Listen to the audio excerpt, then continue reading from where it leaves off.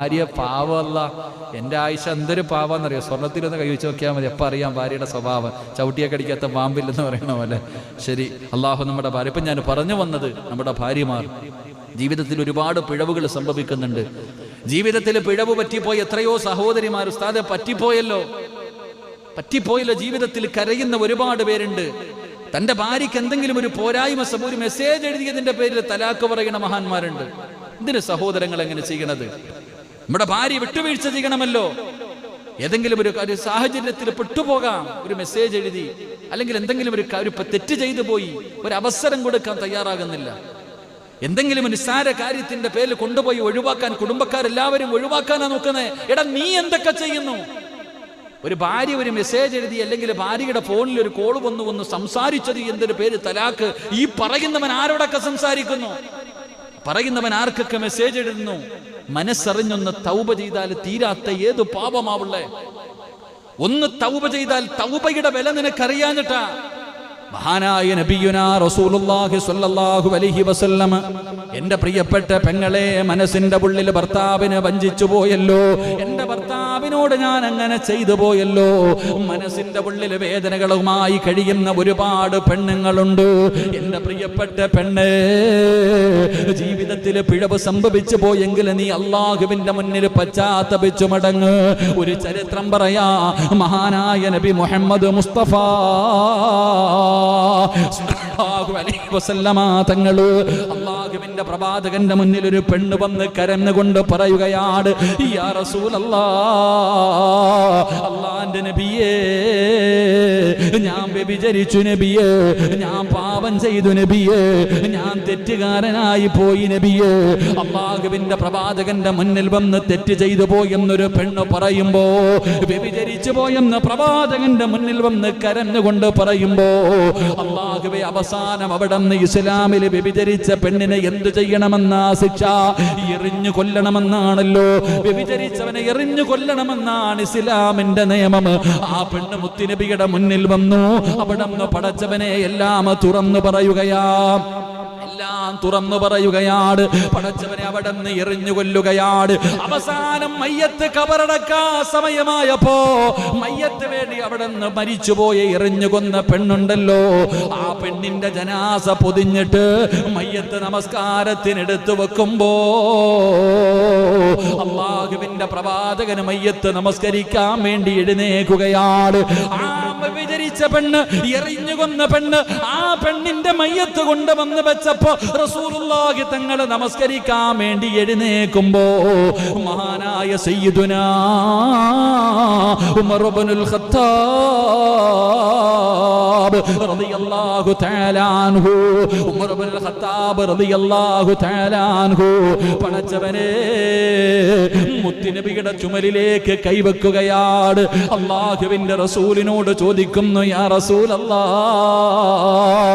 ഈ പെണ്ണിന്റെ മയ്യത്തങ്ങ് നമസ്കരിക്കാൻ പോകുകയാണോ നബിയേ?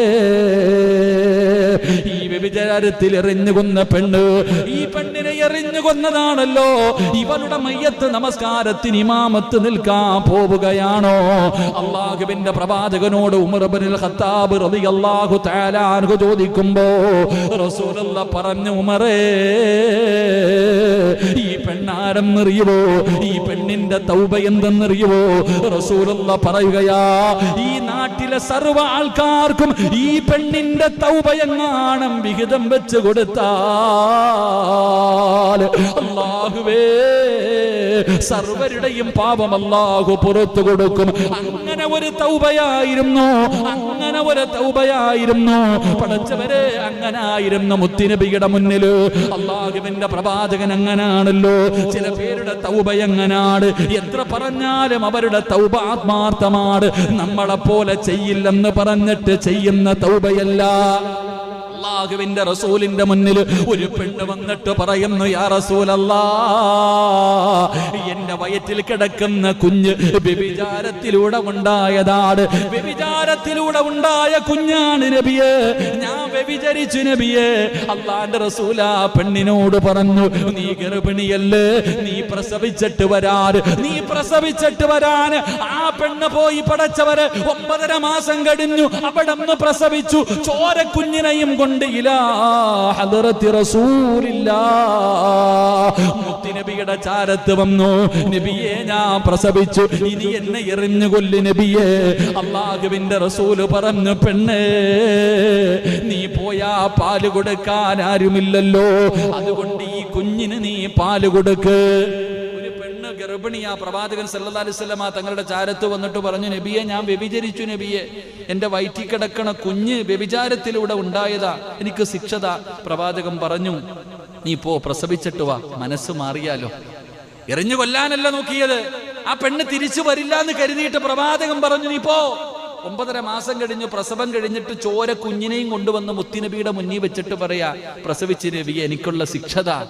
റസൂലുള്ളാഹി പറഞ്ഞു, നീ പോയി പാല് കൊടുക്കു കുഞ്ഞിന്, അങ്ങനെയെങ്കിലും കുഞ്ഞിന്റെ മുഖം കാണുമ്പോഴെങ്കിലും മനസ്സ് മാറുമെന്ന് വിചാരിച്ചിട്ടാ പറഞ്ഞിട്ടെ.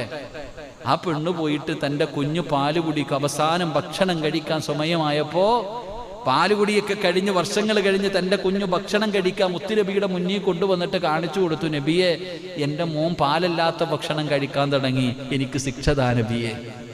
സല്ലല്ലാഹു അലൈഹി വസല്ലം മുത്തുനബിയുടെ മുന്നിൽ റസൂലുള്ളാഹി തങ്ങൾ അവിടെ നിന്ന് ചോദിച്ചപ്പം പറഞ്ഞ എന്തെന്നറിയോ, നബിയെ ഒരു തെറ്റിന്റെ പേരിൽ അള്ളാഹു 2 പ്രാവശ്യം ഒരു മനുഷ്യനെ ശിക്ഷിക്കില്ല. ഒരു തെറ്റ് ചെയ്തതിന്റെ പേരിൽ 2 പ്രാവശ്യം അല്ല ഒരാളെ ശിക്ഷിക്കോ? ഇല്ല, അല്ല നീതിമാനാ. അപ്പൊ ഇവിടെ വെച്ച് ഇതാണെങ്കിൽ എറിഞ്ഞങ്ങ് മരിക്കുന്നതോടുകൂടി എന്റെ കാര്യം തീർന്നു. പക്ഷെ അള്ളാടെ മുന്നിൽ പോകുമ്പോൾ എനിക്ക് രക്ഷപ്പെടാമല്ലോ. പക്ഷേ അവിടെ പോയാൽ എന്നെ കൊണ്ട് താങ്ങാൻ പറ്റില്ല നബിയെ. എൻ്റെ പ്രിയപ്പെട്ട സഹോദരങ്ങളെ, ആ പെണ്ണിന്റെ മയ്യത്ത് നമസ്കരിക്കാൻ പോകുമ്പോഴാ ഉമർ തങ്ങൾ തടന്നിട്ട് ചോദിക്കാൻ, നബിയെ വ്യഭിചരിച്ച് എറിഞ്ഞു കൊന്ന പെണ്ണിന്റെ മയ്യത്താണോ നിസ്കരിക്കണേ? അവിടെ നിന്ന് പറഞ്ഞു കൊടുത്തു, ഈ പെണ്ണിന്റെ തൗബയെടുത്തിട്ട് വിഹിതം വെച്ചു കൊടുത്താൽ ഈ നാട്ടിലെ എല്ലാ മനുഷ്യരുടെയും പാവം അല്ലാഹു പുറത്തു കൊടുക്കും. അത്രയും വലിയ തൗബയാ. അള്ളാഹു നമുക്ക് ഈമാൻ നൽകുമാറാകട്ടെ. അല്ലാഹു നമുക്ക് ഈമാൻ നൽകുമാറാകട്ടെ. നമ്മുടെ ജീവിതത്തിൽ നമ്മളും മനുഷ്യരാ, അതുപോലെ നമ്മുടെ ഭാര്യയും. നമ്മ ആർക്കെല്ലാം നമ്മൾ മെസ്സേജ് എഴുതുന്നു, മലക്കുകളാ. പണ്ടാരോ പറഞ്ഞതുപോലെ തെറ്റ് ചെയ്യാത്തവർ എന്നെ കല്ലെറിഞ്ഞു എന്ന് പറഞ്ഞ പോലെ ആരാപ്പോ ഉള്ളേ? ഞാൻ എത്ര പേർക്ക് മെസ്സേജ് എഴുതുന്നു, ആരെയെല്ലാം ഞാൻ വിളിക്കുന്നു, എത്ര പേരോട് ഞാൻ സംസാരിക്കുന്നു നല്ലതും മോശവുമായി. പക്ഷെ അത് നമ്മുടെ ഭാര്യ ചെയ്ത് കഴിഞ്ഞാൽ പൊറുക്കാനുള്ള മനസ്സ് നമുക്കില്ലെങ്കിൽ വിട്ടുവീഴ്ചകൾ ചെയ്തു കൊടുക്കണം, തെറ്റുകൾ തിരുത്തി കൊടുക്കണം.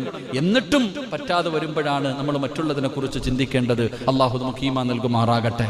അള്ളാഹു നമുക്ക് ഈമാൻ നൽകുമാറാകട്ടെ. അതുകൊണ്ട് എൻ്റെ പ്രിയമുള്ള സഹോദരിമാർ, ജീവിതത്തിൽ പിഴവുകൾ സംഭവിച്ചു പോയവർ എത്രയോ സഹോദരിമാർ, ഒരു അടുത്ത് ഉണ്ടായൊരു സംഭവം, ഒരു പെണ്ണ് തൻ്റെ ജീവിതത്തിൽ ഒരു പോരായ്മ പറ്റിപ്പോയി.